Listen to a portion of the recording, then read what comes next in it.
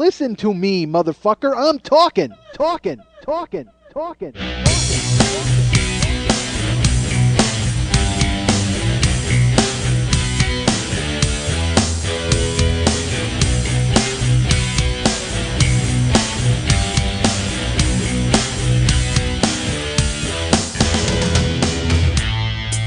I say horrible things sometimes because I think they're funny.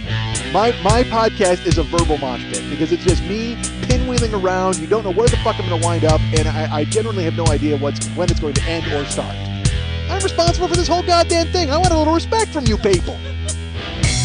Hey, what's happening? Mike Schmidt, 40-Year-Old Boy Podcast. Folks, life is a roller coaster. I don't know if you're aware of that. Life lessons with Lily as I sit here and she's telling me all these different things, and because I'm talking about ups and downs, and I'm talking about how I did the one-man show in August and how it was a fucking amazing triumph and it was fantastic, and I've done fuck all since. That's all I've done. You know what I've done? I've sat in the Graveyardville and taken photos of cats. That's what I've done, folks. I've become a 71-year-old woman. I don't know how or why, but apparently I did. A 71-year-old woman with a cock. That's who I am. God damn it. I sit at the desk. I was in there last night, and I all of a sudden, it's all silent and quiet, and I'm on the laptop, and out of the corner of my eye, I hear a little bell like jingle, and hello, friendly cat. He just pops in to say hello, and then all right, you would laugh at me because I take more care in this operation than I've done in anything in my entire life. I act like I'm trying to defuse a bomb in a 70s movie, all right? It's literally that kind of level of sweating and stealth movement, but out of the corner of my eye, I see this cat looking at me, and I think I've talked about this on here before where it's happened, and he's right in the possum hole. He's right straight forward in the possum tunnel, and he stops and he kind of looks at me, and he's looking right at me, and I guess he's gauging what I'm going to do. I don't know if he thinks I'm going to shoot him. Do cats think that they're getting hunted? I don't know if they do. Are cats... Maybe they are. Feral cats, like, that are running around. Although he's not a feral cat, he's got a bell around his neck. I don't know how fucking feral that is.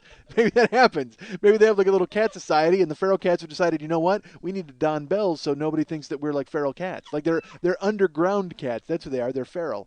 Feral underground cats. FUC. Worst name for a band ever. All right. No room on the bass drum for that name. Because you'd have to go feral, like kind of curvy on the top, and then underground straight across, like in the Beatles font, and then cats right underneath it, right? Wouldn't you? Feral underground cats. Huh? Yeah, I have. That's right. Well, yeah, I designed a logo, 3 words, and I stacked them on top of one another. Mex would mock me for my art lack of art aesthetic. But yeah, so the feral underground cats. But I don't know if he thought he was going to get shot. I don't know what he thinks. For cats, I don't know what a cat thinks. He's got a tiny brain. You know what I mean? The tiny brain always think they're going to get shot. That's the first thing that their mind goes to. When they have no real capacity for thinking, they think they're constantly in danger. That's what I would do because it would keep you out of danger, right? Feral cats have learned that at this point. They realize if they're going to run the streets wild, they need to go ahead and keep their head on a swivel because there's constantly cars and guys with guns hunting them. But you would be proud of the movements. Like, literally, he just stopped, and he looked at me. He's locked and loaded. He's staring right at me in the possum hole, and I stealthily, I don't even look up at him. I can see him out of the top of my eye, and I reach over, take my phone, I dart my eyes. I don't even want to turn my head. I don't want to jump. But I grab my phone, and I kind of slide the thing over iPhone, and I set the camera up. And then right when I pick it up and I pointed at him, he didn't run. He wasn't scared. Because, again, he's a feral cat. He doesn't want to give me the opinion that he's scared. Because then all the other cats are like, it's bad enough he's wearing a fucking bell, all right?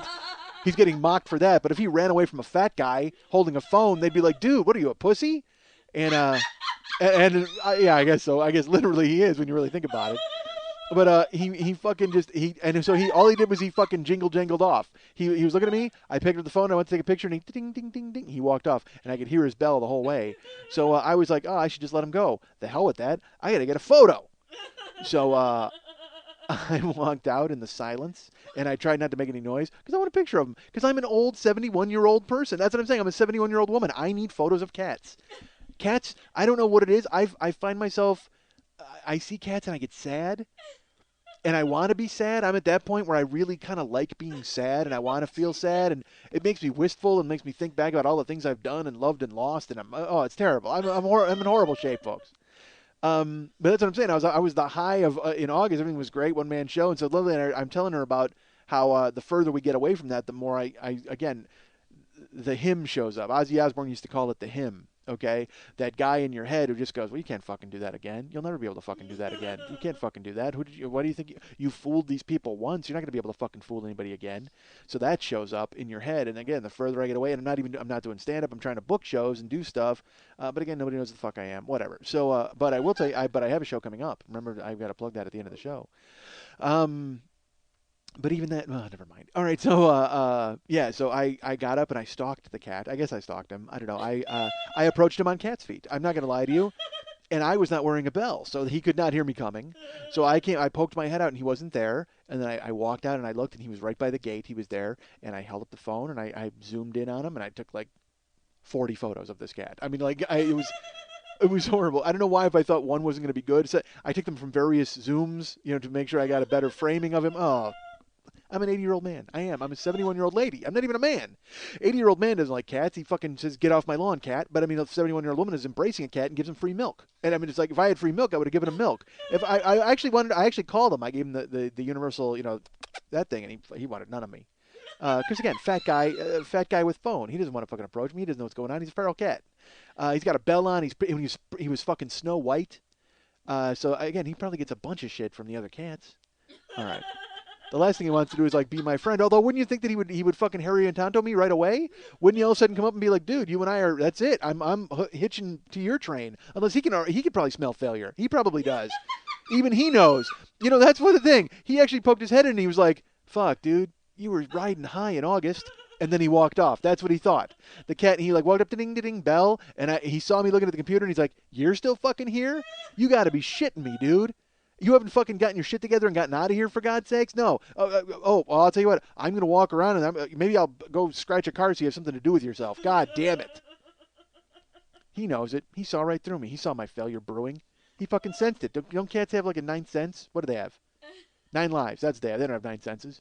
I don't know what they have. They have tiny brains. I know they have tiny brains. And this cat had a bell. I don't know why he had a bell. That's terrible. Don't put a bell on your cat.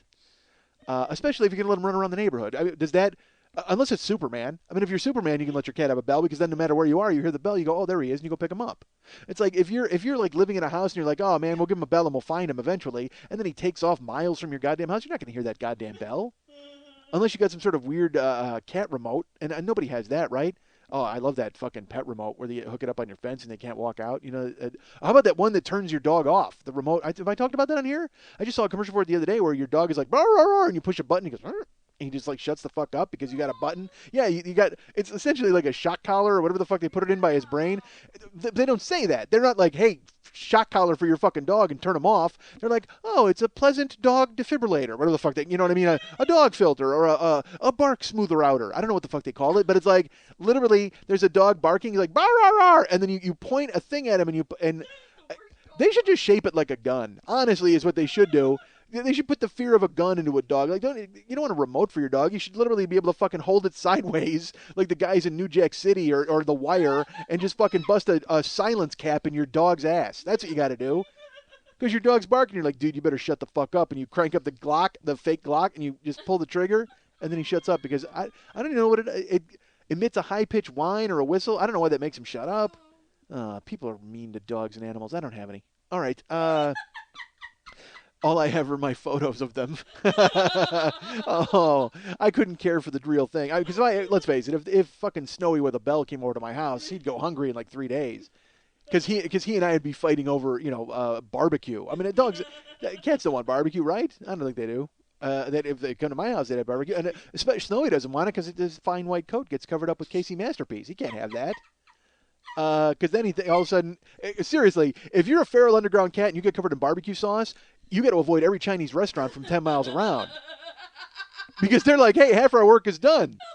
If they see you walk in the street with barbecue sauce, they're just like, even if they weren't thinking of cooking a cat, they're just like, "Well, fuck, we have to now, right? He's already been prepped." They scoop you up and throw you in a goddamn wok.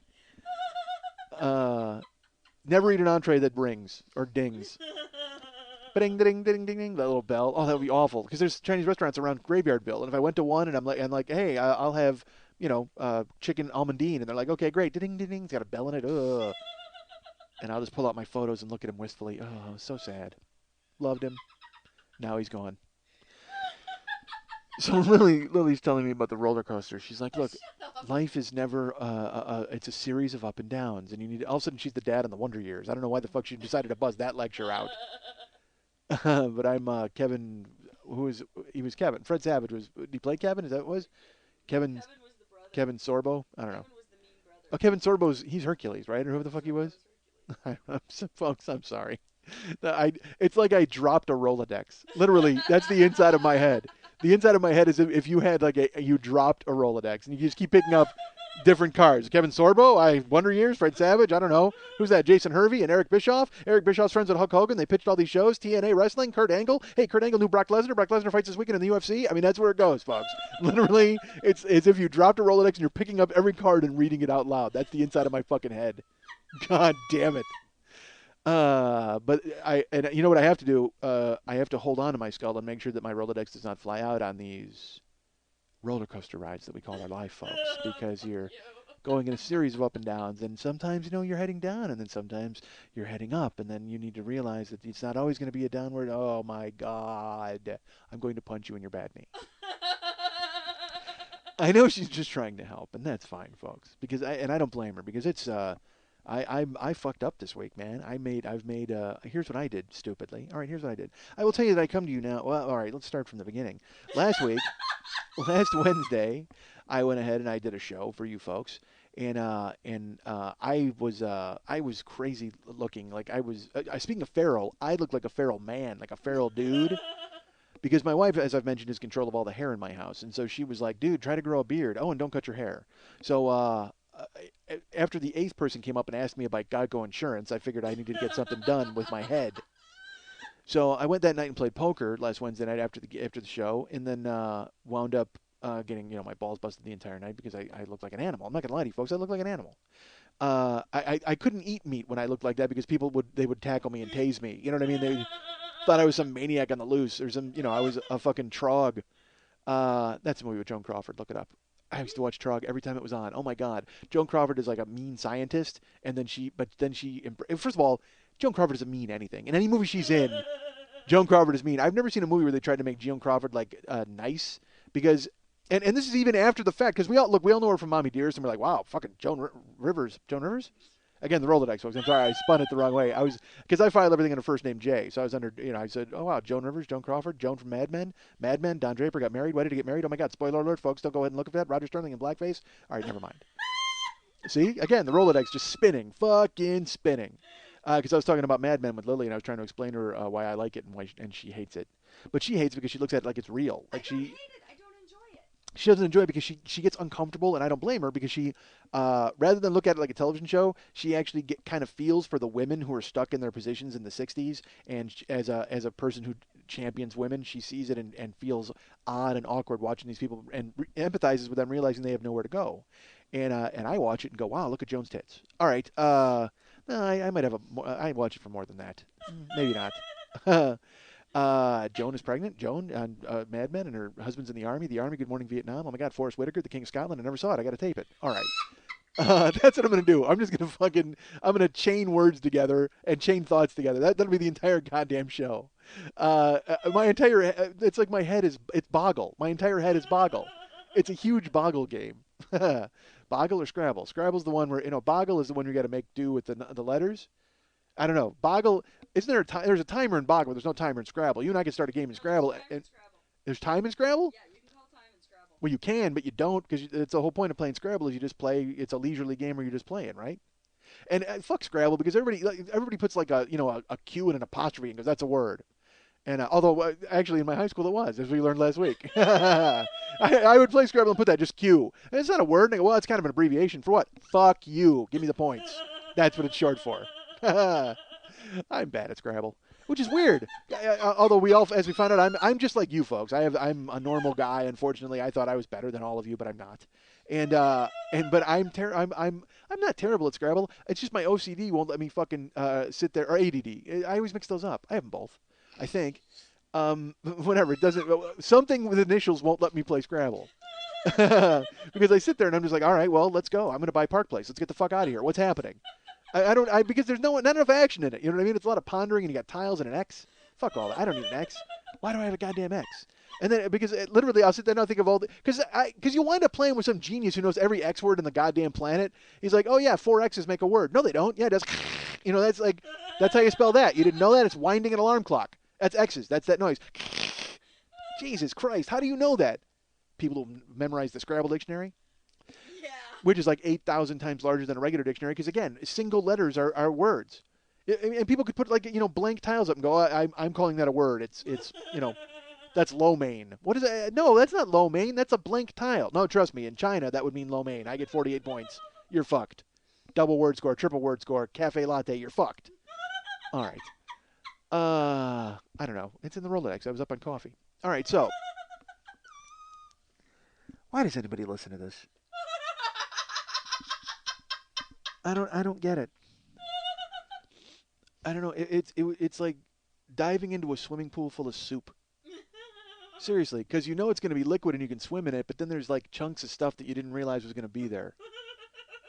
That's what this show is. This show is a swimming pool full of soup. Because you're like, oh, it's going to be okay. I can still swim in it, but unfortunately, there's going to be a lot of shit I got to try and avoid. Holy God. Dude, if I was rich, I would fill my swimming pool with soup. All right. How great would that be? What kind of soup would you use? You go chunky? You go chowder? You can't swim in chowder. That's disgusting. If you jumped into a swimming pool full of chowder, oh, that'd be awful. That'd like be, you know what that would be? That would be like, remember when I talked about the adult bookstore and you build the sperm removal system, like the irrigation system? That would be, yeah, that's full of chowder. It would be like diving into whatever's at the end of that. Ugh, horrible. All right. By the way, this portion of the show is brought to you by Luke. Luke, this was Luke's second donation. So, Luke, you are sponsoring the show for a second time. On episode 12, you were mentioned, but now you're being mentioned now. So, Luke, let's see. Let me go ahead and tell you, diving into a swimming pool full of chowder or sperm, that is brought to you by Luke. Thank him. All right, so. What the hell was I talking about? Yeah. Yeah, I was bemoaning the fact that people even listen. Because, again, this is just a word slurry. All right. So I'm thrown, folks. I will tell you. So last week, again, I was hairy. And I left here Wednesday night, went and played poker, and I got roughed up a little bit by my friends, which is fine. That's what we do when we play poker. But the next day I was up. I just happened to get up early, and I said to Karen, I go, you know what? I'll go get a haircut. I'll go get a haircut and shave it up. So I went and saw my girl, Natalie, and she gave me what I consider to be my best haircut of the past couple of years. It's a nice one. It looks good. Because as she like, oh, you're being very nice. You didn't even notice. I was going to say something, but you were so down. I'm sure. I will tell you this. I was trying to grow a beard forever, and it wasn't working because I mentioned I have a melted face, and I covered it in the last few weeks. Go ahead and check those out. They'll be up for a couple more weeks, and then they'll be taken down. And people who keep writing me and asking me how they can get the beginning of year 3, well, they will be for sale eventually. And I look forward to cashing out big time. Oh my God, what the money I'll make! Oh, the money I'll make. That's a Dr. Seuss book, right? Isn't it? So I had the beard, and I will tell you this. Lily was like, she said I was talking to her about the beard, and I can't do it because you can't see it. But I did it for Karen, and Karen laughed and thought it was hilarious because I was mentioning to Lily that I had the beard, and I go, this looks horrible. And I was talking about how bad it looks on the show, and Lily did her hand, and I can't do it. You know when you put your hand to your side of your head and you're like crazy, like cuckoo? Well, do that and point at yourself in the front of your face, and she goes, not sexy. This is what Lily said. Because I go, the beard looks fucking horrendous, and she goes, not sexy. She goes, your goatee was sexy, but this, not sexy. So now Karen and I, that's all we do all the time. And I just go, whenever there's a guy on TV with a beard, we just go, yeah, not sexy. So, the devastating combination of Lily telling me it wasn't sexy and my friends at poker made me realize I needed to do something about my horrid head. So, but truthfully, I wanted a haircut. I like grooming. So, I go to get my haircut. I see Natalie. She gives me a great haircut. And when she was cutting it, here's something I will tell you. I used to wear my hair, as I've mentioned many times before, on the sides and the back completely shaved, like gone bald, and on the top super long. And then I tried to grow that again as an adult, and it turned out to be a huge mistake. So, but now there's a fighter named Frank Mir, and I wanted my hair to look like his because he kind of shaves on like a 3-guard around his head, it looks like, and then on the top it's a little longer. And I've wanted that haircut for a while, and I mentioned it to Natalie the last time I had a haircut. And I even showed her a picture of Frank Mir. I looked it up on my phone, and she goes, "Yeah, I don't know if we're gonna be able to do that." And I said, "Oh, okay. Well, that's fine." Because I mean, again, I'm used to that because I have a fat head and I have a giant head, so sometimes cuts aren't going to work. But I've had this cut before, and I know that it worked. But for her to see it and go, "Nah, it's not going to work," I'm like, all right, I'll defer to Natalie. So my last haircut was okay. It was just a dude cut, and I'm trying not to lose a lot of length. I'm boring the shit out of you folks, but who cares? So then I go this week and I go get the haircut, and then she's got my hair. You know, you have to I get the Gene Simmons tuft where they have to pull it all up on the top, and then she has to cut the sides. And as she's cutting the sides, she gets a little lower, and then she goes to cut the top, and I go, hey, wait a minute. Have you ever seen that cut like from the 1920s, where it's like a bi-level, where it's like shorter on the sides and stuff, but then it's longer on the top? I go, but it's shorter on the sides and in the back all the way around, but it's longer on the top. And she goes, oh my God. She goes, yeah, I know exactly what you're talking about. And she starts to do that thing with where they run their fingers through your hair, which please do that for an hour. Anybody who cuts hair, go ahead and just do that for as long as you want. And she's doing that, and she goes, you know what? Yeah, we could do that. So she starts cutting my hair, and she goes, I'm gonna have to cut a bifurcation or whatever, a line on the side, for the levels, blah blah blah. She starts cutting it, and it takes shape. And first of all, I love it. I think it looks great. I'm excited about it. Second of all, it's Frank Mir. It's exactly what I wanted with the last few cuts when I went in there. It's exactly what I wanted. It's what he does. It's like shorter on stuff on the sides and the back, and then on the top it's a little longer.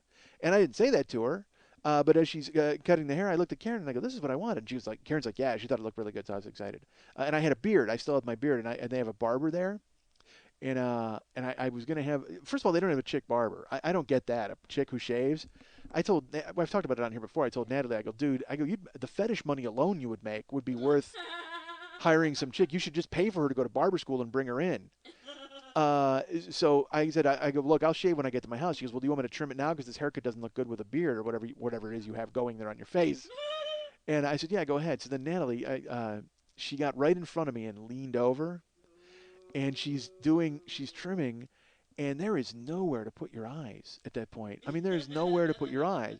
Your choices are you can stare directly into her cleavage. I mean, because she had a shorter top on, and when she bent over, it was all fucking udders. I mean, it was huge tits in my face. And I saw the first I did look down, and she's got a tattoo like on her.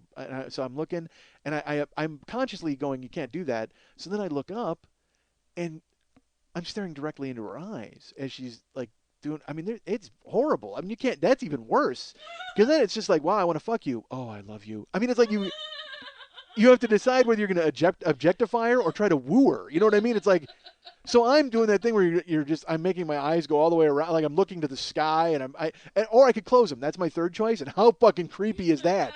She's like 2 inches from my face, and she's like snip snip, and she's like trimming my beard and stuff. And I close my eyes. Oh yeah. Oh my God. You're gonna want to clean this fucking vinyl thing. Uh, and I fully believe that's why the barber cape they put around you is made of that. It's so whenever you shoot your load, it just drips off. They can just shake it out. You know what I mean? They're like we can just wipe it off. It's like made of vinyl. It's like that's a fetish cape in its own right. Uh, so so I could either, like I said, I could either look straight tits or right into her eyes or close my eyes, which is just creepy. So instead, I have to look around like I'm looking for clues. I'm like do do do, like staring to the sky, and I'm trying to look at Karen, but Karen doesn't help because Karen is, she's like, your haircut looks great. Ooh, a pool table. She runs away. Um, so Natalie's doing all the trimming, and she leans back and she's like, "All right." She goes, "I think I'm done there." And I go, "Oh man, that's a tough 2 minutes." And she goes, "What?" And I go, "Seriously." I go, "I don't know whether to look right at your rack or right in your eyes or I go, "There's nothing." And she starts laughing. Thank God, because she got it because I mean, she's fucking gorgeous and she's right. She's fucking 5 inches from me. That weird, she's trimming you and like kind of lean forward. That horrible. Oh, it was awful. But she got it because she probably saw me like spinning my eyes around like a fucking cuckoo clock, doo doo doo, and so she laughed, thankfully. And then I got in the car and I told Karen about it, and then of course Karen's like, "Why don't you marry her?" You know what I mean? That because you can't ever just broach the subject of talk about, oh man, wow, that girl's got an amazing ass. Well, you shouldn't tell your wife that anyway, quite frankly, although it gets you in trouble, as I found out. So here's the thing. So that's last Thursday. I get that done. I get the haircut and I shave. Um, and then I go home and I realize that I cut my hair and shaved before the baseball playoffs are over.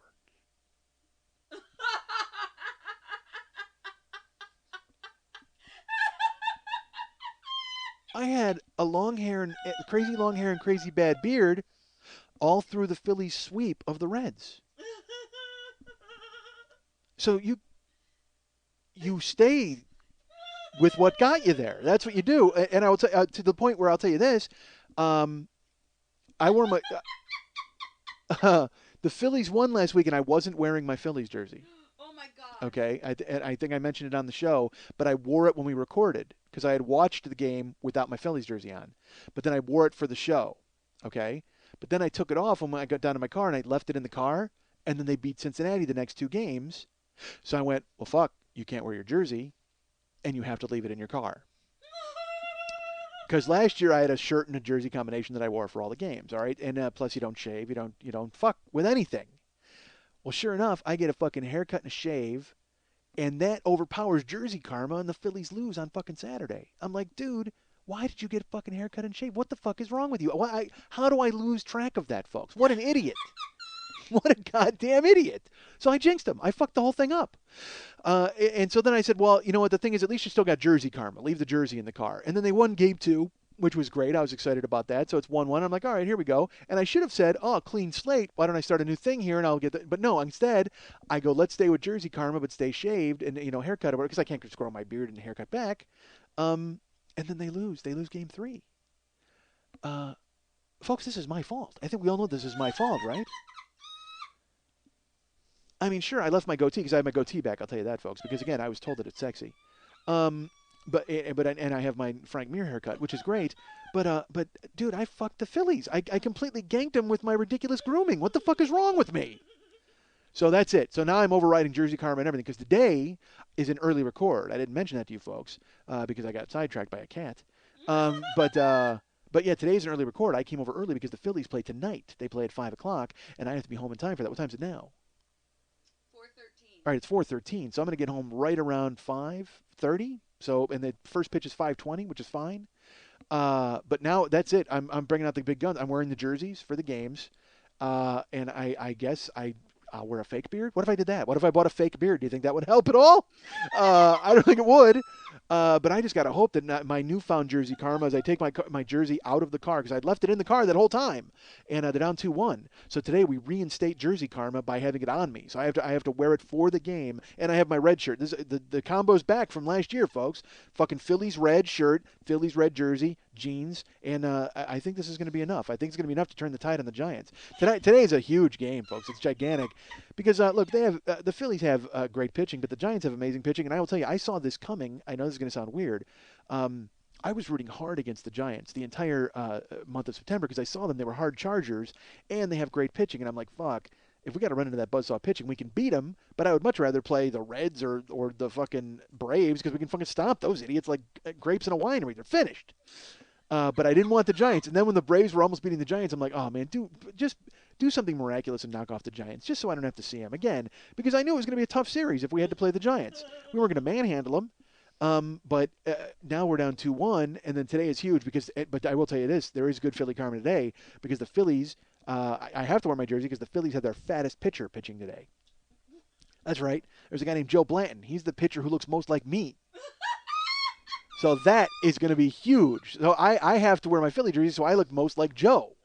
So that's it. I have to have jersey karma. I have to have lookalike karma with Kentucky Joe. And I, there's nothing I can do about the beard and the haircut. I mean, that happened. But hopefully, New Jersey karma and pitcher who looks like me karma can overwhelm my grooming karma. This is the 40-Year-Old Boy and the Mike Schmidt. Citizens of Gotham City, this is the Joker, coming to you through your key station via my high-powered jamming system. You're listening to the 40-Year-Old Dum Dum on the stupid podcast, Stupid Network.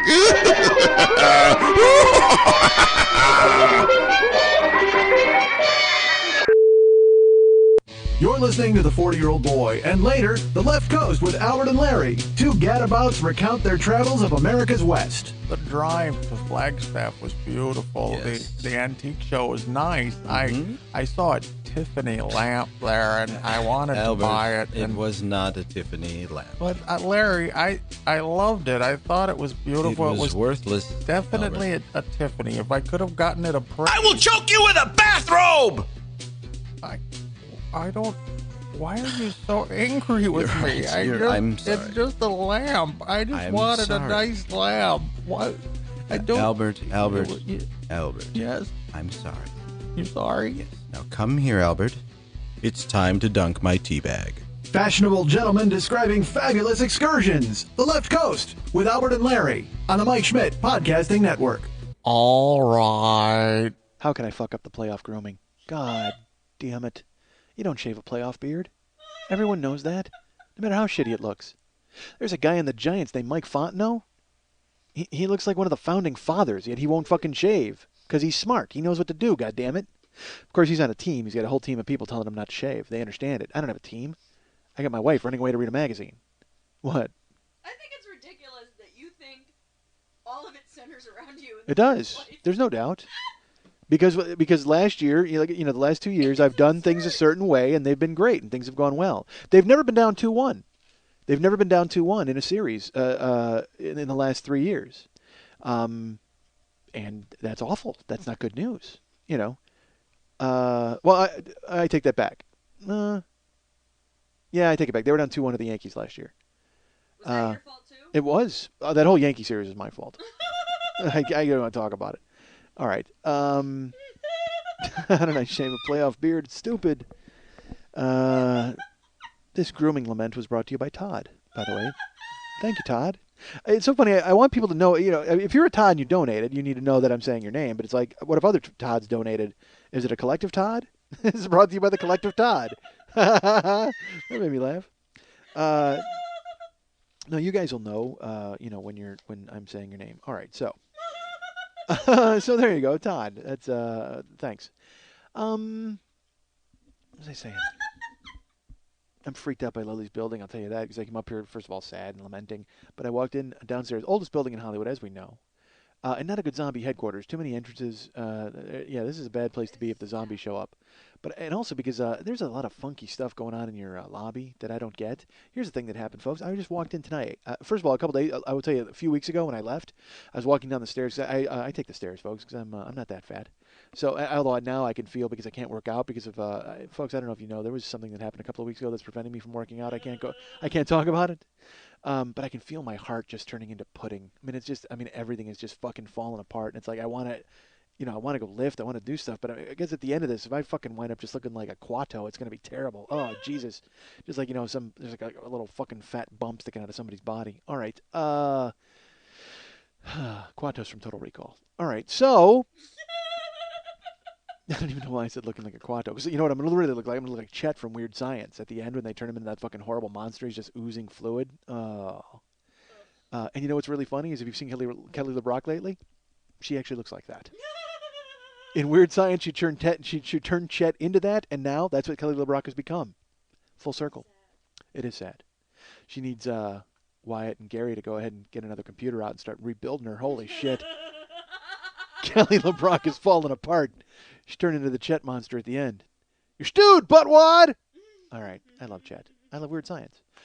My mom actually liked Weird Science. You know, my mom liked the funniest, most subtle thing in Weird Science. She loved Robert Downey Jr. and the other cocksucker who like that hated Anthony Michael Hall and Ellen Mitchell Smith. My mom's favorite thing, and my mom left till she cried. Like we actually had to pause the tape. That's how long ago this was. The scene, and it's a great scene. It's a scene that I loved too, but I didn't know it would hit my mom so funny. The scene when they dump first of all, they dump a Slurpee on Anthony Michael Hall and Ellen Mitchell Smith in the mall when they're like, hey, we finally don't feel like such dicks. And the best part is they dump a small Slurpee. Okay, literally it might be a shot glass of Slurpee, and then in the bottom it looks like one of those planes that puts out fires dropped a chemical. The bomb bay doors opened and they Enola Gayed these two with Slurpee. I mean, it was like the craziest fucking. I mean, like, because again, it's like literally they have a cup of Slurpee and they dump it, and all of a sudden a fucking dumpster full of Slurpee pours on them in the goddamn mall. Hilarious. All right, again, a movie from when I was a child. Go look it up. I love the Slurpee thing, but then afterwards, the two girls are like pissed off at Robert Downey Jr. because they can't believe they dumped Slurpee on them, and they look at the two of them, and then they go and they make sad faces, Robert Downey Jr. and the other guy, and one of them goes, "We're sorry," and the other guy goes, "Can you ever forgive us?" And then the two girls look at one another to like ponder whether they should forgive them, and the two of them they do the stupidest dance in the world. Like they do this, like Robert Downey Jr. And then the other one is like he's doing this, he's thrusting his hips and moving his arm. And my mom laughed like she was gonna die. I mean, because it was so stupid. It came out of fucking she was probably high out of her mind. But it came out of fucking nowhere because, again, I had seen it, so I knew it was coming, but it always makes me laugh anyway. But my mom, she's like, pause it. Like, she's cracking up crazy high. Head full of bong resin. All right, so how did I get into weird science? What was I talking about? I don't know.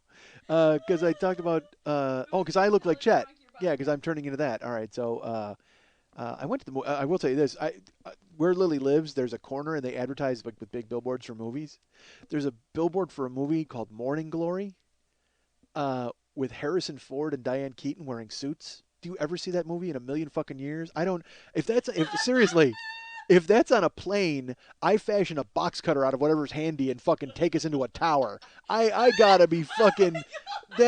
Seriously, I hop the fence. I go anti-America because if we're turning out crap like that, we don't need to exist as a goddamn country. Rachel McAdams holding a coffee cup and flanked by Diane Keaton and Harrison Ford wearing suits. Murder yourselves. Literally, they should just call this movie, "Hey, Grandma, give us some of your Medicare money." That's all it is. I mean, it's just that is designed to get old people in the fucking theater. People who used to like Harrison Ford and Diane Keaton. Are you shitting me? Oh, in a suit? Really? 40 years after Annie Hall, you're going to do this? Oh, terrible. 40, 30, 33? I don't know. Who knows? Oh, Christ. But the best part is that movie's on a huge billboard, and they're like, hey, people are going to like this. No, they're not. Nobody's going to like it because old people don't drive. Old people are not going to drive by that corner and see it. Old people are staring. They don't see billboards anymore, old people, because they're staring at the road trying not to die because they don't have the fucking reflexes needed to look up at a billboard and then look at the road without hitting somebody, for Christ's sake. But it won't matter because you can get plowed by an old person and they're only going 5 miles a fucking hour anyway. Jesus Christ, old people, stop driving. All right, so I don't like it. I don't get road rage, all right? Because I'm this mad now in this room, but in a car, I will be when I'm behind like an old person who's driving really slow. Again, I feel as bad as I do as when I see a cat, because I'm an old man or an old lady. I'm a 71-year-old lady, and I see a cat, and I feel like, oh, that cat, he just needs a friend, and he's got his bell, and he's not at his house. Ah, and then I sob, and then I go, holy shit, life's a roller coaster. It's full of ups and downs. But now I see old people driving, and I feel the same. I don't get mad at old people driving. I do now in this room, but when I'm on the street and I'm actively behind an old person, I'll pass them, and I look over at them, and I realize that they're just living. They're counting days till they die. That's all they're doing is they're just befuddled. They're probably going to a doctor's appointment because their hip hurts. What the fuck? I don't want to be mean to old people. God damn it. Old people and retarded people, I just live your life. I support you fully. If you need my help, call me. All right. When I was a kid, there was an old lady. She took a shine to me. Oh, it was great. And this is when I lived in I was like in 8th grade, and is when you always. But again, they do. I think did I talk about this when the lady made me clean her house? She asked me to clean her house. No. Dude, there was this lady, and I lived in an apartment building. Okay, we used to play guns in the apartment. I told you when I was in 8th grade, and there was this one woman who was just an older lady, and she needed my help one day. She's like, "Can you get this off a shelf, whatever the fuck?" And I'm like, "Yeah." So I went and I moved a box off of a shelf for her. And her house was like kind of like your house. It was like, but it smelled more like mothballs instead of hate. Yeah, instead of grease paint and fluids. So this smells like, you know what? This smells like an adult book tent. That's what your house smells like. It's like an adult book big top. That's what it smells like. All right, so it does. It smells like in the center ring somebody jerked off. All right, so please direct your attention to the center ring, where Bobo has dropped his bloomers and is about to drop a load on his size 14 shoes. All right, so. So I, what? Come on. It's a nice place. So this old lady, she needed me to help her. And I don't even know why she picked me. I mean, it's just, was I happening by, or did she have her eye on me the whole time or whatever? And and I'm in 8th grade. This is before I thought whenever anybody invited you to their house, they wanted to have sex with you. You know, that thought I have now. Because this happened to me again at Graveyardville. All right, I'll get to that in a second. But I went to help this lady move. She asked me, she goes, "Can you come over Saturday and help me move some things, and I'll pay you?" And I was like, okay, because I didn't even ask how much or whatever. So I go to her house, and I spent like 4 hours in her house moving stuff, but we didn't get rid of anything. Literally, it was like it was almost like a test, like because I moved everything from one side of the room to the other side of the room, like that sort of thing, where you just restack shit. That's all I did. I was just I honestly, this woman was like 80.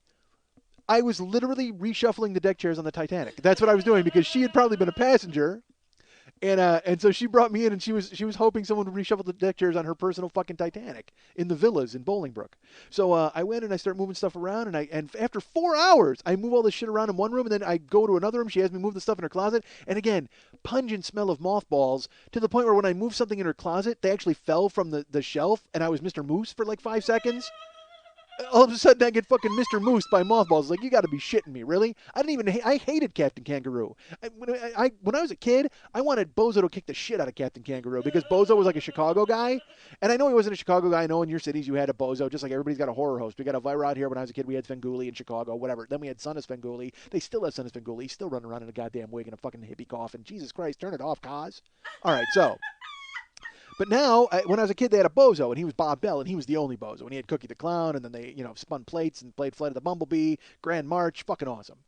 Grand Prize Game, throwing ping pong balls, no Mr. Moose. See, here's the difference. When fucking Captain Kangaroo had ping pong balls, it's because they fell on Mr. Moose, and it was like, wah, wah. But at fucking Bozo, it was a game of skill and chance. You had to try to throw him in a bucket and win some silver dollars and a bike. Fuck you, Captain Kangaroo, you cocksucker.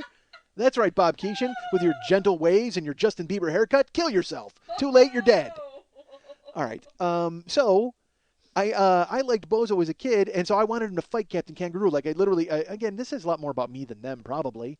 But I wanted, because I was like, I had that weird, even then I had this provincial chip on my shoulder that all of Chicago has. I had it as a child, and they all still have it. I guess I sort of have it now, too. But where you're just like, fuck that, Chicago's good. We're good, right? And so I'm like, I couldn't understand why Captain Kangaroo was like, everybody talked about him. Nobody talked about Bozo. Well, it's because Bozo was out in Chicago and nobody else saw him, except for Superstation people saw him. But Captain Kangaroo got all this attention. And you know what? I never had this with Mr. Rogers. I loved Mr. Rogers. Mr. Rogers was fucking awesome. Yeah, that's right. Mr. Rogers and fucking Speedy McFeely. Because honestly, I would spend time. I was fascinated. I was raised by PBS. As I mentioned, Cookie Monster raised me because my dad was a fucking drunk and my mom was dealing with it. So I would watch Mr. Rogers. I actually tried to figure out what the trolley was saying. Like, I tried to figure out if it was code. This probably, again, this goes to more who I am. All of a sudden, I'm in a beautiful mind because fucking numbers and shit are swirling around my head. But as he would go, bing, bong, bing, like, I would try to figure out if there was a certain pattern that you could discern from the time and the tone and the chime. I tried to figure out if you could actually figure out what he was saying every time he would come through. Well, I made it up that I could, and I could figure out what he was saying, but it didn't matter. I wonder if of course I don't have that. My mom didn't save anything. Literally, there's one picture of me as a child. That's it. Because you go to my mom's house, and her basement looks like your house. I mean, it's just this crazy jammed full of pack rat nonsense, these boxes, that I'm sure if I opened them would have treasures from my youth, or might have, 1,000 bongs. I have no idea what my mom has collected in the basement. All I know is it literally, my mom's house, you're like, oh, the basement? Like, it's this dread and foreboding. That's what she has in the basement. My mom's hoarding boxes of dread and foreboding because nobody wants to go down there and go through all the stuff. Because you're going to open it up and that, fucking the it clown is going to be in one of those boxes. Oh. I started about 9 things there and I don't remember what they were. What was I saying? I want to know what happened in my lobby. Oh. Okay. I don't care about the rest. But there was something. All right. Remember that. Okay. Because I was talking about the old lady. Right. So I got Mr. Moose by mothballs. Awful. So and they fell on me, and I don't know what mothballs are at that time because I've never seen them. I only smelled them. So I just thought I thought she stunk like that. I thought this old lady smelled, because at the time I didn't know what mothballs were. So I was just like, ooh, it fucking stinks like old people in here, because I just thought that's what old people smelled like. But then when and the mothballs fell on me, and you feel their weird velvety, like they're, oh my God. At first I thought it was ping pong balls, and then I knew that. Then I found out that was the source of the smell, and you're like, oh my God. And then it's on your hand. And then you have to go wash yourself with lava because that's the only gritty soap that she has. Old people don't have any real soap. Holy fuck. All right, so, you know what? It's funny. Old people don't have real soap, but then they have candy and gum that tastes like soap. What the fuck? So I go wash my hands with lava, and I move the stuff around in the closet. And as I'm digging around in the closet, it's getting more and more pack ready because there's more stuff. And all the boxes are sealed, but then there'll be a box that's unsealed, and it's got scarves from the 20s. You know what I mean? Just that. The shit old people have in their house, gold brocade shoes. You're like, oh my God, what is all this stuff? And it all smells of mothballs, and I've got them on my hand, and I just want to get the fuck out of there now because again, it's been 4 hours. I did not think it was going to be 4 goddamn hours. This woman needed help. I figured, old people need you to open a pickle jar, and then they tap you on the head and give you some money, and you bail. I gave up a fucking Saturday, and now I smell like the inside of an old lady's shoe. So I'm moving through the closet. I'm going through, and I'm finding boxes, like I said, that are open. There's photographs, and even now, if I had any sort of sense of humanity, I might have talked to this old lady and found out about her and found out what she'd done with her life and where her husband was. And I mean, like, taking an interest in another human being, I could have done that because she probably just wanted company. She didn't need me to move shit around. She was just lonely and was being nice. But I was single-minded of purpose, and I was just going to move shit and sweat. Because, again, I'm in 8th grade. What the fuck do I know about being a human being? So I'm moving shit around in the closet, and I will tell you this. I find a thing of old jelly jars. Like, it's a bunch of jars. I don't know. What the fuck? Old people throw shit away. My mom, too. God damn it. Everybody's got that basement full of shit. Metaphorically and in real life. As I told you, I have a basement full of shit, and it's on a roller coaster ride. And sometimes it's an up, folk, and sometimes it's a down, from what I understand. That's what I was told. So I find this jar of jelly jars, but in the jar of jelly jars, I look, and it's some jars that are empty, and some of them have, like, pennies. And I should have stolen that, because it would have been wheat pennies from, like, the 10s, and I would have been rich by now. But then there was a jar in the jar of jars, or in the box of jars. It wasn't a jar of jars. What if it was a jar of jars? Sid Caesar was great in your jar of jars. Imogene Coca, not so much. Actually, it was Imogene Coca's whose house I was moving stuff around in. She saw me in the hallway, and she made a goofy face, and I was like, I got to help this horse face. I feel bad for her. So I walked in, and Sid Caesar came in a gray sweatsuit and went, basketball, basketball, basketball. All right, so. So I walk into Imogene Coca's house, and I'm moving stuff around. But in your jar of jars, there was a jar, and it was full. This one was completely full. It was one of those neat jars with the hinges on it. Like, all the other ones had like if you unscrewed the top, it had wax on it. And yes, I did and I did unscrew the top. That's my point. Is I did, that's what I did. But then there was, like I said, pennies and change and matchbooks, whatever the fuck. And then there was one that had hinges. It wasn't a screw top. It was one of those, you pop the hinges and you pull the top out. And it was full of gumballs. Orange and yellow gumballs. But they looked like bath beads. How do I put this? Like, they were orange and yellow, but I'm not sure if they started out orange and yellow. Like, they may have been red and blue at one point, and they become orange and yellow as they festered amidst the wheat pennies. So I'm like, they looked terrible, and they smelled bad, but they at least smelled better than the mothballs. But I opened them up, and I'm like, oh man, that's awful. But I knew it was gum, and I'm in 8th grade, so I gotta have a piece of this, right? So I reach my hand in, and I grab one, and as I did, the color came off on my fingers. Like, I picked it up, and I didn't put it in my mouth, and I saw, like, it was kind of, not condensation, but it had like a patina of sheen, like greasy on it. I don't know if it was the sugar changing, or I don't know. And again, it might not have even been fucking gum. You know what I mean? I don't know. That could have started out as a jar of mulberries from her days in Georgia at the cannery. I don't know what the fuck it was, but I touched it, and it was like it was like gelatinous. Like, it kind of shrunk to my touch, and I was like, oh, I can't put that in my goddamn mouth. And I put the top on it, and I put the, I fucking immediately attached the hinges, and then I run out to go wash my hands again. You know what I mean? Because now I got mothball smell and then mulberry flavor or whatever the fuck it was on my hands. It's like terrible. This is the worst Saturday ever. And I should tell you, she's watching the Cisco Kid in the living room. I mean, she's not even paying attention to me at this point. I could have gone through her drawers. I could have done whatever the fuck I wanted. I don't think she would have cared, because she was just happy to have somebody else breathing in the goddamn house to get her away from the ghosts of her past. So I'm moving shit around. I fucking take that jar of gumballs, and I put it up on the shelf, like, because it's actually got stuff in it. It was in a jar of fucking half empty. I'm like, get this away from it. So, because I'm making sorting decisions for this woman now at this point. I don't know why. So I start moving the box. I get her closet fixed. An hour goes by. So now we're at the 4 hours, like I mentioned. At the end of it, I tell her, I'm like, oh, I'm finished, and I'm all sweaty. And, which sounds like a great porno, Ooh, ma'am, I'm finished. Bow, bow, bow, bow. But I don't want to bend this woman over and break a hip. So she comes in, and she's like, she's very nice, and she's like, oh, thank you so much for all of your help. Maybe you can come and help me again, like maybe next week or something. And again, she's just reaching out. But I don't know that in 8th grade. I'm like, yeah, okay. you said that you were going to pay me. And she's like, oh, yes, hold on. And she goes back in the bedroom, and I'm like, so I'm waiting for her to get her, old lady purse, and she's going to snap it open, and moths are going to fly out of it. I don't know what the fuck. Or I'm going to get, or I might get the jar of wheat pennies. I don't know what the fuck's going to happen. But then she's going, oh, and she says, oh, dear. And I don't move. I'm still by the front door. And then, because I thought she was saying, oh, dear, like something happened. But she's saying, oh, dear, she wants me to go in the back. Bow, bow. Yeah, I'm going to get some. Oh, yeah, that's right. I am taking a fucking bullet train to Gray Moistville. So I go, well, I hope it's Moistville. I have no idea. It might be gray. It might be a complete dust bowl. I have no idea at this point. I don't know what she's doing when I'm not around. So I go in the back. She calls me back there, and I go in there, and this is where her purse is. So she's like, oh, I just wanted to say thank you, and you did a really nice job here in my closet, and so she opens up her thing, and I don't know what she's going to pay me, but she pulls out a $5 bill that's all like folded and stuff, and I didn't think I was happy to get anything. I was like, oh, awesome. And then she goes, here you go, and she hands me the $5, and she goes, oh, and just wait.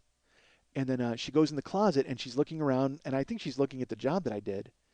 She's looking and looking, and then she looks up, and she comes back and goes, here, this is for you as well, and gives me a jar of orange and yellow gumballs.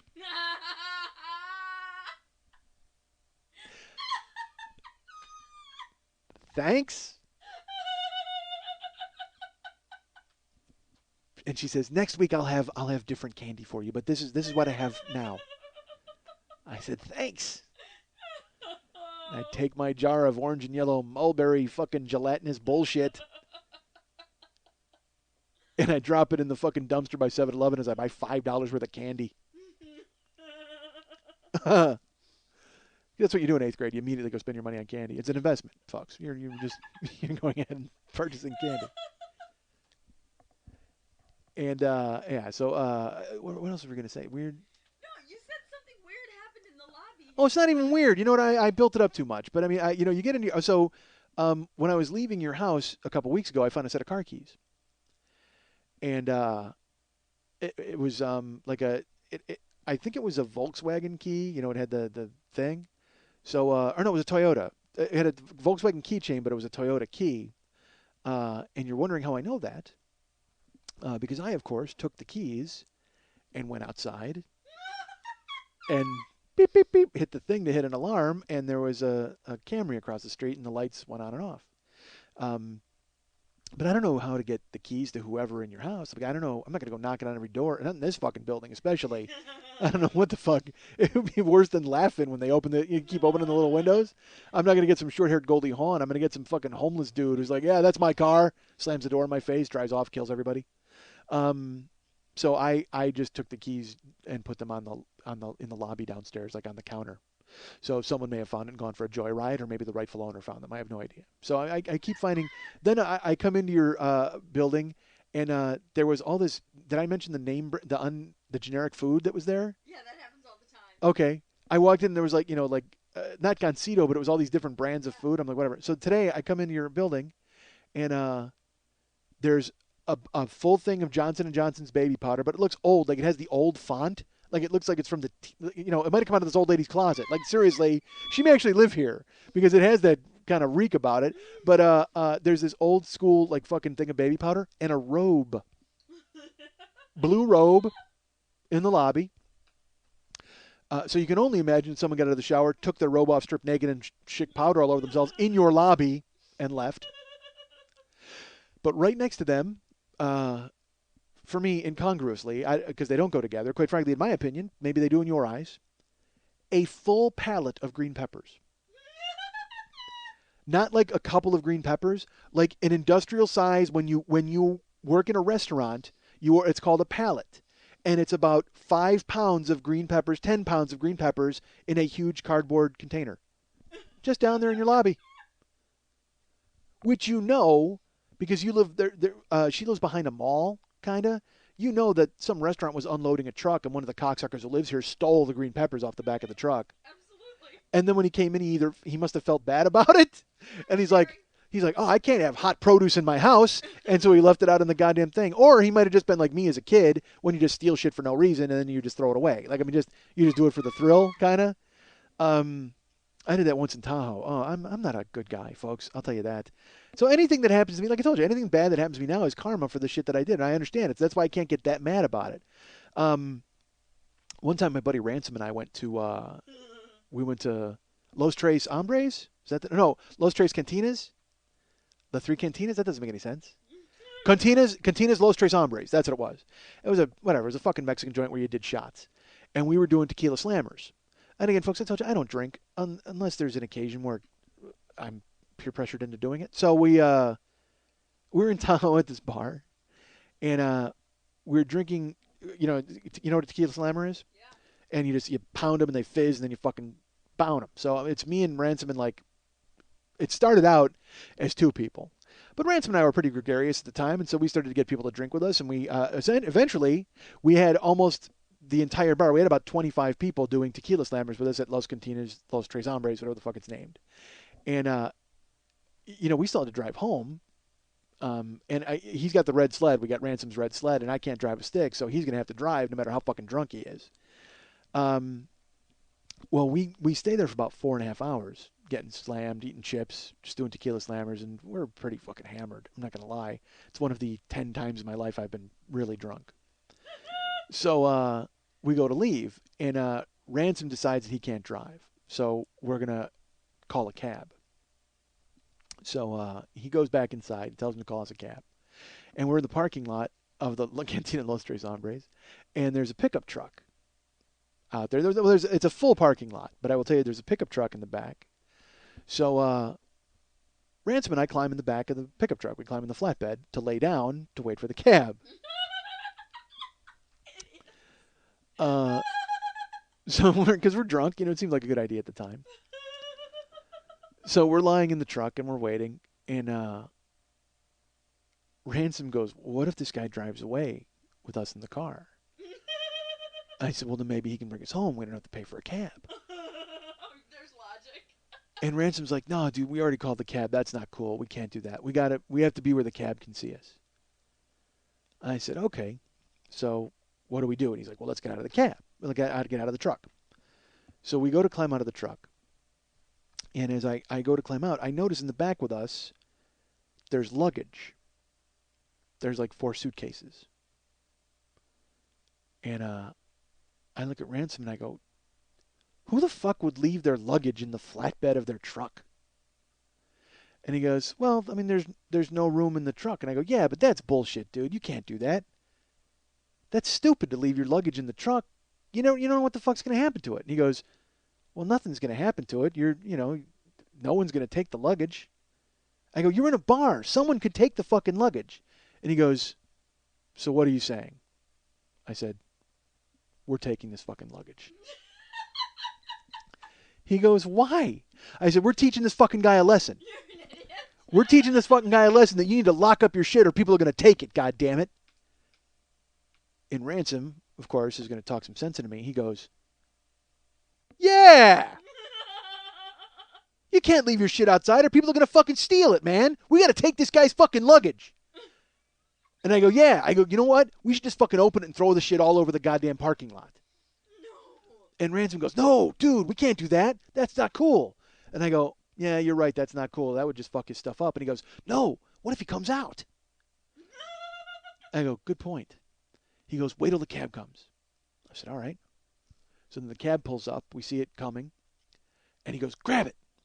So we each grab 2 suitcases and we put it alongside us like we're travelers, like waiting for a train.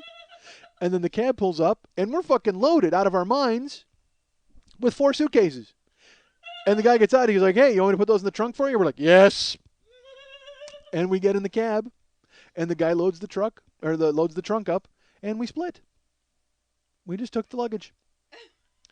And we went to our house. And then we opened it. And it had locks on it, so we had to fucking bang on it for a while, drunk. 2 of them opened right away. 2 of them did not because they were locked at that little combination deal. So we actually had to pry it open. And again, we're drunk. We're literally those gorillas from the commercial in the 70s where we're just banging luggage off the fucking walls of our house trying to get it to open. We're just smashing it. We're like William L. Peterson in To Live and Die in L.A. when he steals the fucking money from the Chinaman. He's just banging the briefcase against rocks trying to get it to fly open. We're pounding down the suitcases. We're jumping on it. We're smashing it. We're doing everything we can to fucking open it. And finally we get all 4 of them open. And it's just fucking close. It's like, and I mean, I don't know what we expected. You know what I mean? But again, you're drunk and you're smashing shit. You're hoping, I don't know if we thought there was going to be a prize inside or it was going to be something fucking amazing. Like, you know, it was just, we were going to open it. It was going to glow like the fucking Pulp Fiction briefcase. And we're going to be stunned by, and Marcellus was going to come after us. I don't fucking know what we thought. All I know is it didn't seem nearly worth the guerrilla effort to fucking bash open 4 goddamn suitcases. So we open them, but it's just a bunch of fucking clothes. And I'm like, God damn it, clothes. And then the 4th one opens. We get that, like I said, we get that one because first 2 we opened and we open these, we bang them open. The 4th suitcase is full of like souvenirs. There's some brochures and pamphlets like from Bermuda, and then there were these wooden dolls. Obviously, I guess a guy had been on vacation in Bermuda.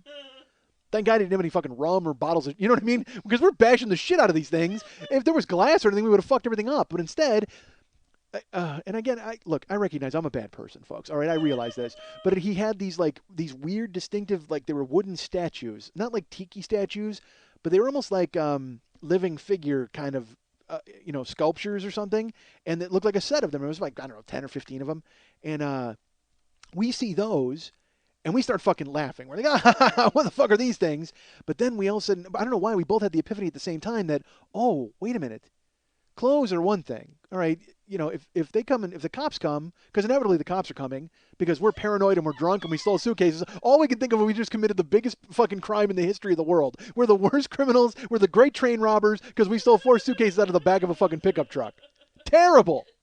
So we're paranoid. We're having fun and we're laughing, but at the same time we're like, oh, we can't get busted. But we both have the epiphany at the same time that these wooden statues are unique enough to put us in prison for the rest of our lives.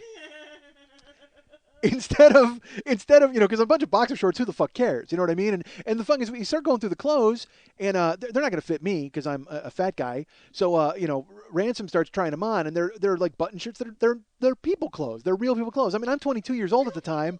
Well, I'm serious. They're not like, not t-shirts and flip-flops and shit. There's like button shirts and polo shirts and things like that. And I will say this, like Ransom, there was a button shirt and he put it on and he's like, he hated it. And I was like, I saw it and I go, dude, I got to have that. And he goes, it's not going to fit you. And I go, exactly. So I took it and I put it on and I was like, and I did the fucking Hulk. And I was like, and I ripped the fuck. I wore, because I always want. Look, there's shit you want to do in your life. Sometimes you want to put your head through a painting, like I've done, and sometimes you want to put on a small shirt and rip it like you're the Hulk. So I wound up doing that. And fucking Ransom died. And now we're laughing. Oh, hilarious! It takes our mind off the fact that the cops have a dragnet out for us because we stole 4 suitcases. So I ripped this fucking tiny shirt.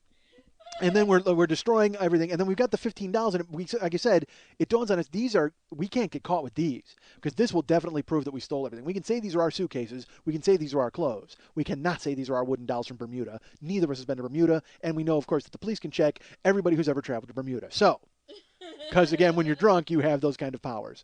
So we decide we got to get rid of this stuff, and the only safe way to 2 drunk guys to get rid of 15 wooden dolls from Bermuda is to smash them into unrecognizable bits. Now, I should tell you folks, we live in an apartment complex. There's only like 6 apartments. It's one of those freestanding apartments where when you walk outside, you're right outside. We're not in a building itself. There's 6 apartments, and when you walk, there's a dumpster 9 steps from my door. 9 steps? Yeah, 9 steps. All right, I had to actually retrace it in my head because I remember it from when I was, walking. Because when it be freezing, you didn't want to go out there. Whatever. I watched your knees move. Didn't you see that? I was like, I literally in my head, I was like, yeah, 9 steps. Stupid. Folks, I am a sick man. So we decide that we can't just throw them away because inevitably the police who are on this huge dragnet looking for these 4 suitcases will be combing every dumpster in the city looking for this contraband. Because obviously this diplomat, this guy who is, the president of Bermuda left his fucking pickup truck behind at the Los Cantinas Los Tres Hombres. So we decide we're going to smash these wooden dolls. And I know a lot of you think to yourselves, well, sure, you get a hammer and you just smash them up. Well, we decide the only way, and certainly the best way, to smash these 15 wooden dolls is to throw them against our brick wall as hard as we can. Now, because we had these were brick walls like cement cinder block walls like with white paint on them. And I told you we used to play wall ball where we'd try to bounce beer cans off the ceiling and the wall. So we decided to play basically wall ball with these statues. So Ransom throws the first one and it smashes and just the arm goes flying off. And he goes and he picks it up and he looks at it and he's like, all right, let's make this a game. Because of course we have to make it a game, folks. We decide that what we want to do is throw the statues as hard as we can against the wall without smashing their heads. Because we want to make them be in as much pain as they possibly can. We decide you don't want to kill them because then we're murderers, but we don't mind maiming a statue. We want, so he got one arm, so that was a one arm, and then it's how many throws you can throw it and have the arms and legs come off without smashing the head. So we just start whipping the fucking statues against the wall and keeping score of how many times the arm comes off and how many times the head smashes. And we're fucking laughing. We're on our knees laughing. We're just fucking throwing statues. That when you get, I told you, I told about the domino fight when I was a kid, right? Did I ever tell that story? All right. I will get back to what I just said. When I was a little kid, this is something that gets back. When I was a kid, all right, when I lived in that same apartment building where I helped the old lady clean up, we had a domino fight with my little brothers. And I think I've told you this story. And what the domino fight consisted of was my three little brothers crouching behind a mattress as my brother Lenny and I whipped dominoes at them as hard as we could. And at the end, again, it was hilarious when we were doing it. We're just fucking throwing dominoes and cracking up and fucking winging shit, and you're laughing. You don't even think about it. And we're doing it for like 20 minutes, and my brothers they're hiding, and then you hit them, they're screaming, and we're laughing, and they're throwing them back, but they can't hit us because literally they have to get it through a tiny doorway. We're just fucking bombarding them because we know they can't hit us because we'll keep throwing fucking dominoes at them. We're whipping shit at them, and finally at the end of it, we're just like, you devolve into that fit of laughter where you're just laughing and sweating, and you're in convulsions, and you're like, oh, this is fucking hysterical. And you calm down and you realize in the aftermath, you look over and your wall looks like a golf course after about 1,000 golfers had stomped on it with their cleats. Because if you miss your brothers, you hit the wall with the dominoes, and these are little plastic missiles that are fucking putting a dent in the wall. So the entire fucking wall is destroyed. It's just, the wall looks like a golf ball. It's just dimpled all the way from fucking ceiling to floor with goddamn domino prints and holes in the fucking drywall. And you're like, oh, man, we just fucked this. There goes my security deposit. But when you're in 8th grade, you don't think about your fucking security deposit. You just laugh your ass off. And you hope your mom doesn't notice it when you're moving. Or she's high enough and laughing at weird science to not care. So Max and I, Max would be caught throwing these dolls. Ransom and I are throwing the fucking dolls against the wall, and we're laughing and fucking howling, and it devolves into where you're just laying on the ground. You're like, and you look around, and we're just ankle deep in wooden Bermuda statue. Just fucking shattered shit. And again, we're bleeding. Our fingers are bleeding from holding jagged edges and throwing them as hard as we can. I mean, but we're laughing because it's fucking hysterical. We're thinking we cannot stop laughing. And what does it matter if we're bleeding? We go over, we just grab a fucking white shirt out of the suitcase and wipe our fucking hands off. So we do. We wipe our hands off on the shirt and we're bleeding and we fucking throw the statues and we're laughing and we're like, all right, man, we got to get rid of this shit. Now it's fucking hysterical. And we're like, well, we can't just throw it in the dumpster. Again, the police will find it. And he's like, well, what do we do? Should we drive it like to another dumpster or by the casino? Should we just drop it by the casinos? And I go, well, wait a minute. Our fingerprints are all over these suitcases. And he goes, yeah. And I said, and we just wiped our blood off on the shirts in that suitcase. So now they're going to be able to know who we are from that. I don't even think I knew it was called DNA at the time. I just knew that they had your blood.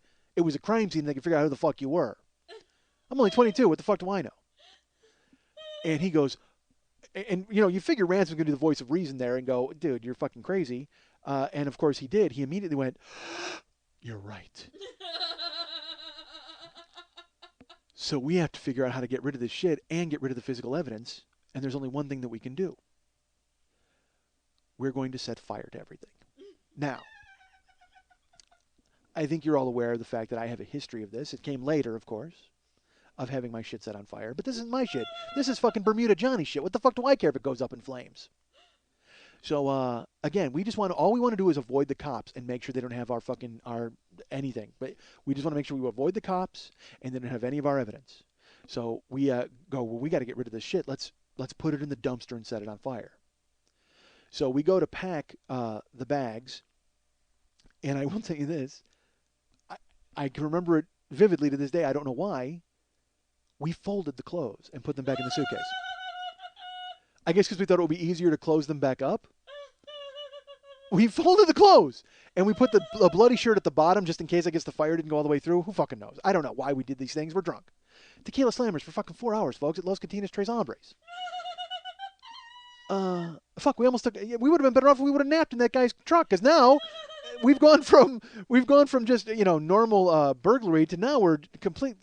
This is a felony at this point, right? I don't know. So we go into the dumpster, and we just throw the suitcases with the clothes. We look around, of course. It's dark out now. We throw them in the dumpster. I think it's like midnight. And he goes, well, how do we set it on fire? And I go, well, we got to get the barbecue stuff. And he goes, the grill? And I'm like, no, fucking the juice. Get the fucking barbecue juice that you spray on it. So he goes inside and he comes out. It's the charcoal, the lighter fluid or whatever in the fucking big plastic container. So he goes, how much do we use? And I go, fuck, all of it. There's 4 suitcases of shit in there. So we spray the fucking lighter fluid all over the suitcases that are inside the dumpster. And he's like, how do we light this? And I go, well, don't we have how do we light the grill? And he goes, well, we have a hand thing, like a little clicker. And I go, well, go get that. And he goes, dude, we can't do that. We just dumped like all the fucking lighter fluid in there. My arm will catch on fire. I go, dude, just get it. We'll figure it out. So he goes and he gets the clicker. And it's cold, it's winter, so we're out there, you can see your breath. We're fucking 9 steps from safety. We're out here just trying to fucking save ourselves from the inevitable Bermuda dragnet that's coming. We're going to wind up in the American Embassy looking for fucking asylum before they dispatch us to Bermuda to stand charges. And he finally comes out with the clicker. And I go, see, you don't have to fucking click it. All you got to do is set fire to like a newspaper and throw it in there, and it'll catch everything. And literally, like, you can just see 2 stupid people look at each other and just point at their temples like, smart. So we pick up a Tahoe Daily Tribune, which is sitting out front, and we light it with the clicker, and it goes up, and we just throw it into the dumpster. Because we used an entire container of lighter fluid. This huge fireball roars out of the fucking dumpster, and it sets fire to everything in the dumpster, not just the 4. We're thinking the 4 suitcases are going to go up. Here's another stupid thing that we did. We sealed the suitcases. We closed the fucking suitcases, so they're on fire, but I don't know if the shit inside it is going to burn. So it's fucking raging. It's on fire. And I look at him and I go, dude, we didn't open the suitcases. Like, and it's this huge, it is a gigantic fireball. And it's raging out of the dumpster. It's nighttime. It's not nighttime anymore because we just fucking ignited the sun in our goddamn parking lot. So the dumpster fire is raging. We're sitting there and I'm like, Jesus Christ, is it going to burn? Is it going to get through the fucking suitcases? And then you can see the suitcases start to burn and the top kind of starts to melt. And so then it starts to kind of get into the suitcases and burn that stuff. But this took like 5 minutes. And it's raging, and there's fire, and we're out there, and all of a sudden we hear, what the fuck are you guys doing? And we look over, and it's Al. He's like an upstairs old guy who lives in our building. And he's used to us at this point because we'd have parties and crazy shit. We'd come home late because we're poker dealers and bouncers and DJs, and we would always come home. There's different chicks, different cars, all sorts. But I'm going to say raging 2-alarm dumpster fire is something Al did not think would ever happen at our house. And we look at him, and we go, we were grilling and we wound up dumping the coals in here and it caught everything on fire. Grilling. At midnight. In the winter. But what else can you say when there's 2 guys outside of a dumpster with a huge raging fire and we're holding a thing of lighter fluid in our hands? So he even says, he goes, grilling? What the fuck are you grilling in the middle of the night? And it's quiet. And I at this point, I don't know what the fuck to say because I just want to tell Al to fucking shut up and go to bed.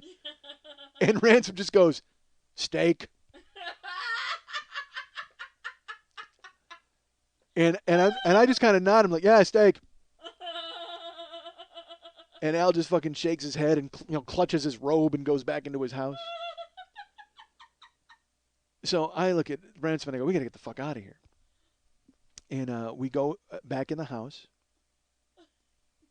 10 minutes goes by. Still raging dumpster fire outside.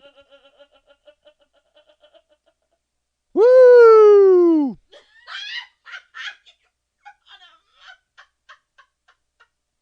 Cops. You remember the very thing we were trying to avoid? Turns out they took a hiatus from their hunt for the Bermuda luggage thieves to investigate the second sun that has erupted in my goddamn parking lot.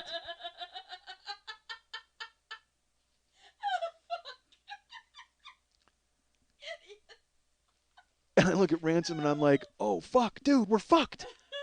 And he's like, calm down. And I go, dude, we're fucked. Like, they're going to get, I mean, our fingerprints, all that shit is all over there. And he goes, do you think they're going to get any fingerprints out of there now? Are they going to dive in? What the fuck? But I can't, I'm losing my mind. I'm panicking. I think he's still kind of drunk, so he's got that confident edge about him. I'm sober, so I'm like, we're fucking doomed. And the cops pull up, and they kind of like shine their flashlight around. They shine the flashlight at our house and at all the apartments. And then a fire truck pulls up. Woo! And we decide that it would look stupid if we didn't go outside. So we open the door, and there's other, like our downstairs neighbors. They're all kind of like, again, holding their coats, and it's freezing. You can see your breath. And it's just this huge dumpster fire raging. Still, right? It's like 25 minutes after we set it on fire. It's still going because we did the entire fucking container of lighter fluid. And the cops are like looking in there, and they're just like, what happened over here? They ask us, and we're just like, oh, we don't know. You know, I don't know, no clue. The neighbors are like, no, nothing. And the firemen come out, and they don't have a fire hydrant, but they have like foam on their truck that they can use to put it out. So they just come over and they start just spraying it with foam, and I'm just praying to God like they're not going to go digging through whatever the fuck it was and see what it was. And they spray the foam, and the firemen like kind of approach, and they look. And we walk up, and I look because I want to be able to see. And it's just fucking destroyed. The top of the dumpster is melted. Everything inside is obliterated. You can't see anything. It's just piles of ash.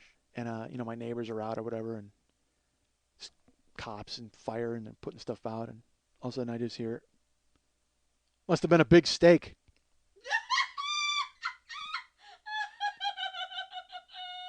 And it's fucking Al. He walked downstairs. He's walking up with his robe. And the cops are like, did you do that? What, did you put a steak in there? And he goes, no, these two idiots were fucking grilling, and they threw coals in the dumpster.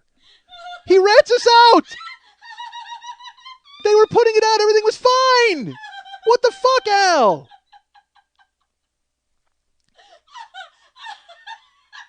And so my fucking colon just tenses. My sphincter fucking slams shut. And I'm standing there with Ransom, and Ransom, he's still got a buzz on, and he's just like, yeah. You shouldn't grill at night.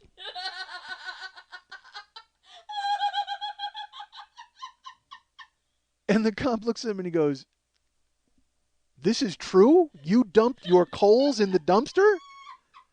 And Ransom goes, yeah, we came home from the bar. We were hungry, and so we made some steaks, and we dumped the coals in there. And the only thing I can think that saved us is when we went out. I have no idea why he did it, but we're standing there. Al's there with his robe, shaking his head. Fucking cops, firemen, foam, smoke, the smell. And Ransom and I are standing out there. For some reason, Ransom, I look. He's got the lighter fluid in his hand. He's holding the container of lighter fluid in his fucking hand. I don't know if he thought that was going to back up his grilling story. Doesn't he realize the entire thing smells like goddamn lighter fluid and accelerant at this point? He's holding it in his hand. Like holding it up like as proof. Nah. Shouldn't grill at night. And the cop goes, you been drinking? And he goes, yeah, a little. And the cop just goes, get inside. And Ransom just nods, and the two of us walk, and we go in the fucking house.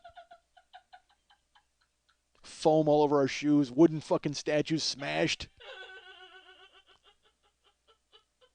And if it was a movie, I swear to God, it would have been just, you would have seen the shot of the cops shaking their heads, the firemen just smirking, foam, smoke, ashes, Al shaking his head, the two of us just kind of, Beavis and Butthead laughing our way into the house, smelling of tequila and lighter fluid. And then they just cut away to the parking lot of Cantina Los Tres Hombres, and some guy in a fucking Bermuda shirt with shorts and flip-flops and a straw hat looking at the empty flatbed of a pickup truck just shrugging and going, what the fuck? I guess we taught him a lesson.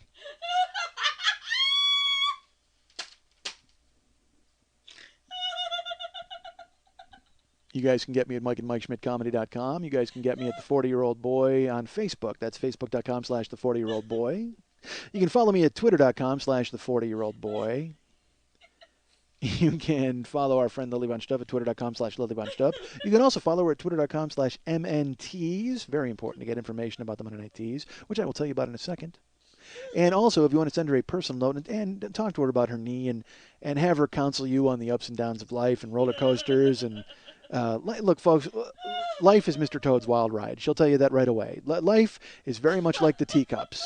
You get in them and you spin around and eventually you get sick. That's what she's going to tell you, folks. She's going to drop that knowledge on you if you write her a personal note at lily@burlesque411.com. That's Lily, Lili, at burlesque411.com. Zazzle.com / 40-year-old boy. Please buy all his stuff. I want to remind you folks about the Monday Night Teas. I will tell you this reminder about the Monday Night Teas is brought to you by David. Woo! David, who sponsored the show, and I can't say his last name, so again, if you're a David who sponsored the show, pretend it's you.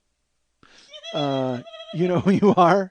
But thank you, David, for your sponsorship of the show and certainly of this segment of the reminder about the Monday Night Teas, which is, of course, Los Angeles' most successful and long-running burlesque show. Certainly the longest and most successful show run by a cripple, or a stripple, as we will call her. Hey, Lily. Yesy. Lily Von Stupp produces this show, and I am useless without her. And also, she produces this burlesque show I was just telling you all about. Why doesn't she tell you about it? Who's coming up this week? Glamasutra will be there. Is there a theme this week, Lily? This is not a Halloween show. Okay. Oh, it's that's the theme? This is not a Halloween show. Okay. There's so many Halloween shows this month. I was just like, fuck that. We're not doing a Halloween show. So you're not doing a Halloween show. So, Well, but you do realize that this is only the 25th. Yes. Like you could But the next one is November 1st. So you could do a Halloween show, an after Halloween show. Yeah, we have a carnival show November 1st. Oh, there's a carnival theme on November 1st, folks. And the Muppets are back on the 15th. So it's exciting. We've got a bunch of great stuff coming up. But the girls are back this week. We've got Glamasutra and we've got Stephanie Lady Monster out of San Francisco. Lots of hot chicks, lots of fun. It's going to be a great show. Terrific. Now, is there a sponsorship of said show? Not this one. Okay. Just checking. All right, folks. The Monday Night Teas, that's every Monday night at 10 o'clock in Hollywood, the heart of Hollywood at Santa Monica and Vine at the 3 clubs. Go ahead and check out the Monday Night Teas, and also go to burlesque411.com for any and all information about burlesque.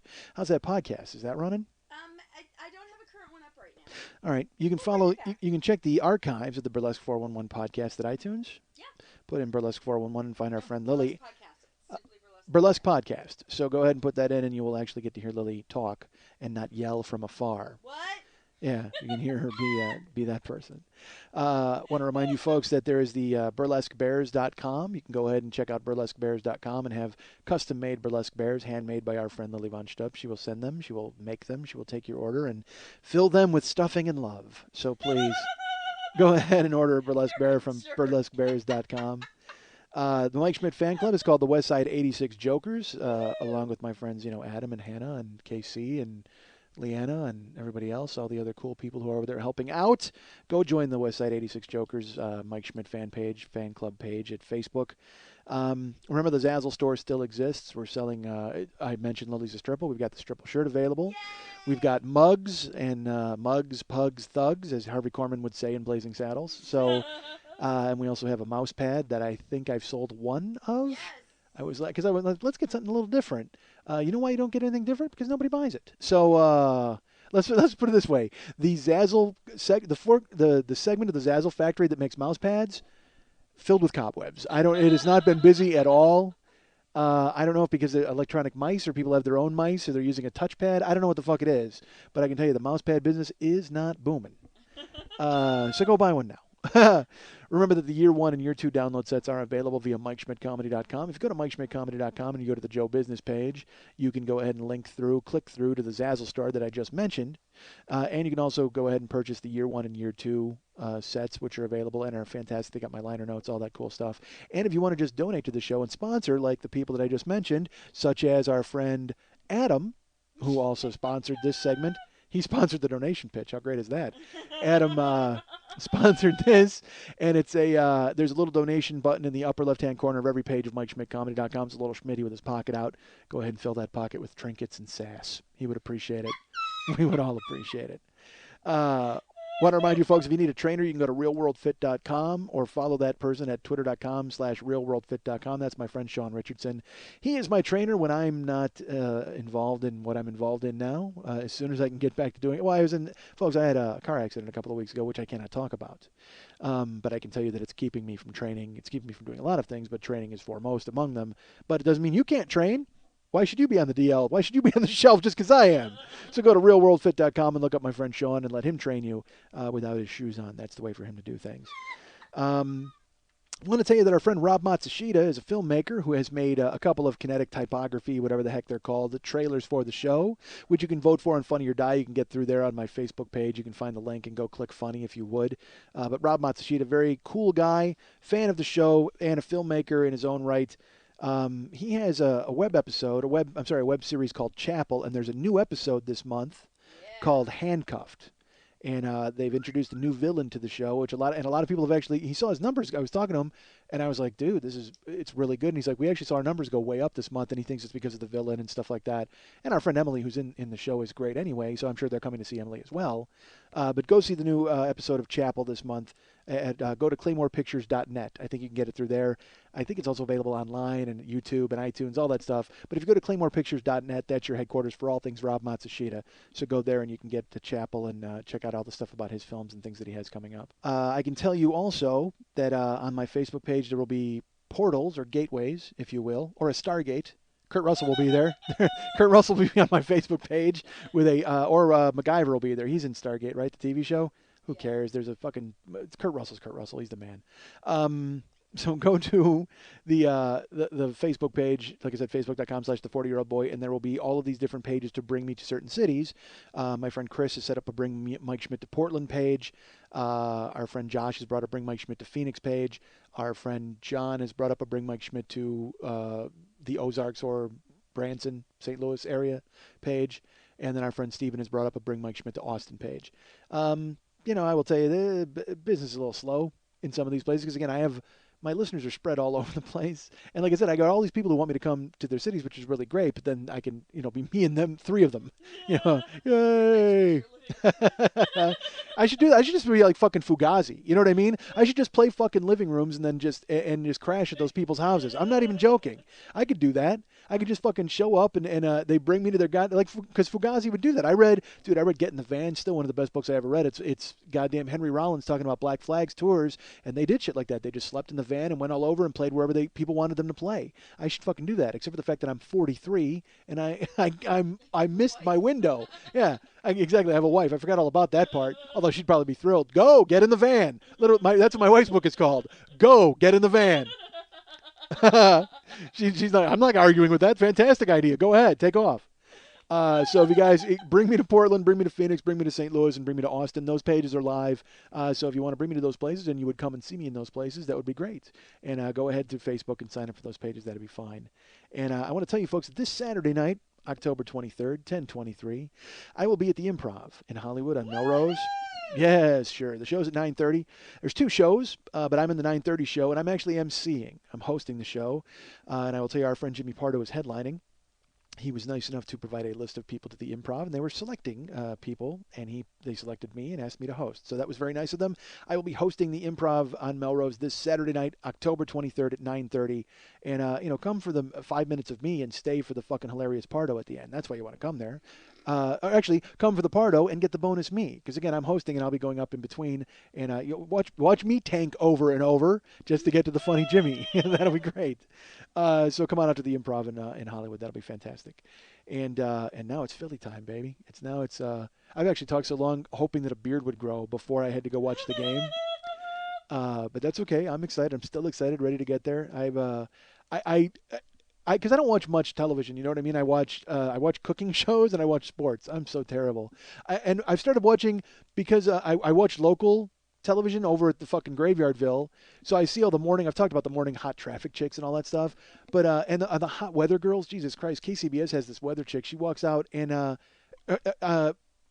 literally you can judge the weather by her nipples. Like you're just like, I don't care how hot it is. She's got hard nipples. You're like, yeah, must be cold in the studio. That's all I need to know.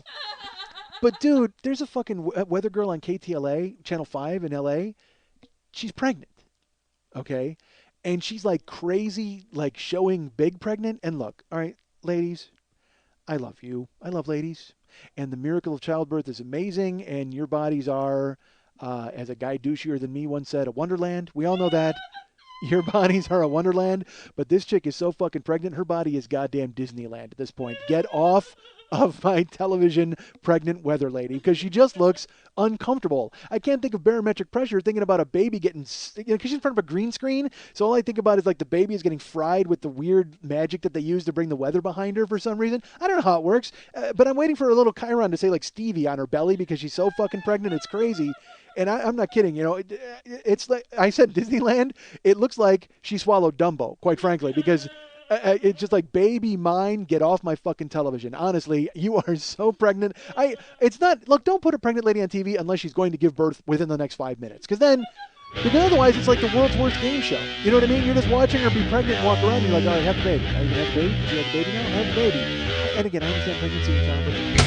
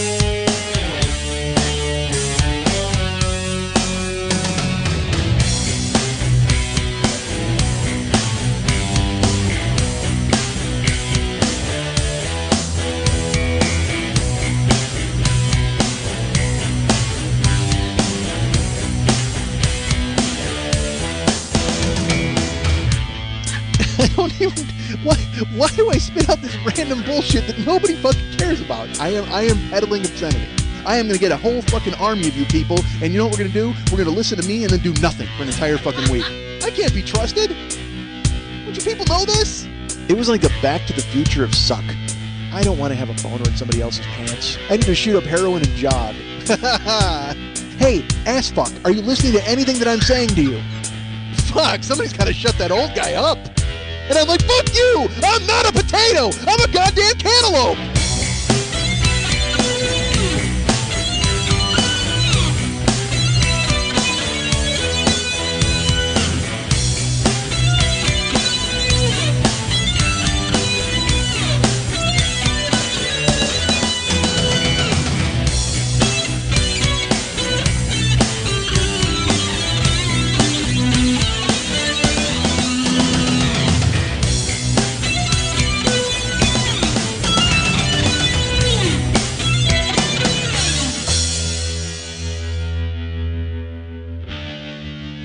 Hi, Mike. Hi, Mike. Hi, Mike. Hi, Mike. Hi, Mike. Hi, Mike. Hi, Mike.